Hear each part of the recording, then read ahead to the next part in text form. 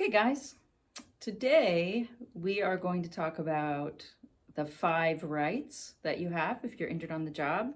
So we are again numbering things. Yay. It's going to be like a game show. If I know the answers, I'm going to shout them out. Okay, we'll do it that way. Number 1, first right that you have if you're injured at work is your employer has to provide medical treatment to cure and relieve you of the effects of the injury. But there is a caveat. Do you know what that is? Well, yes, I do, Christine. They'll be sending you to their doctors. Ding, ding, ding. So they pick all the doctors. That is probably the number one reason people call us, and it's the most complicated issue in work comp. So we'll be talking about that quite a lot, won't we? Yeah, it sounds really exciting.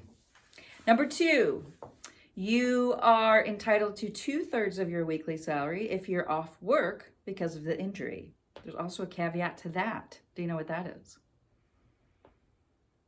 If their doctor puts you off work. Exactly.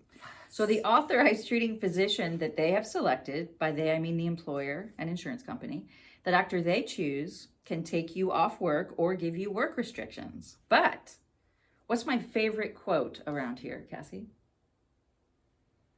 That we can say Why with aren't children you in the working, room. Cassie? It's my second favorite one. My first favorite thing to say is if it is not in writing, it didn't happen. That's right. She told me to say that and I forgot. So if you are off work because the treating physician says you can't work, or if he gives you restrictions, he needs to give you a piece of paper in writing that you bring to your boss. Restrictions. Not lifting more than 50 pounds with one arm, with the affected shoulder. It's a good example. Good example. Yeah. No prolonged sitting or standing, depending on the nature of your injury. And the employer can either accommodate those restrictions by, say, having you sit at a desk and answer the phone, or they can say, we don't have any work, you need to stay home. But this is a significant issue, so... If they tell you we don't have work for you and you can stay home, they still need to be paying you your 2/3. Am I correct in saying that, Christine? You're correct. Yeah, I know it was. And there's some other nuances to where they calculate the 2/3, but we'll save that for another time. Call us if you have a question about that. Numbers are fun. Number 3, you are entitled to disfigurement. Disfigurement is scarring.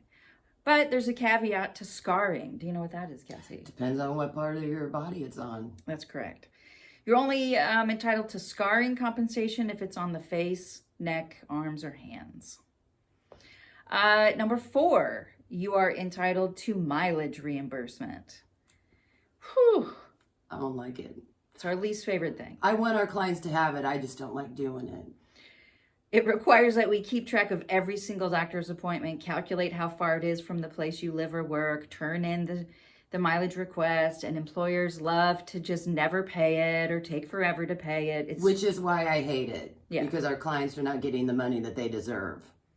But Cassie handles that primarily, so mileage issues, even though she hates it, she takes care of it and she gets it done. So if you want to hear me complain about mileage, give me a call. Number 5, permanent partial or permanent total disability. That is a lump sum of money you get for the effects of the injury. Permanent partial disability means what compared to permanent total disability, Cassie? One is partial and one is total. This is true. And what that means is partial means you've got some issues and you've got some problems, but you're able to go back to work. Permanent total means you're never able to return to work at all. Both of those are complicated. Those involve a lump sum of money. That's when you get paid. Lots of nuances to that. So those are the 5 rights you have in workers' compensation. Should be more. It definitely should be more. What are you going to do?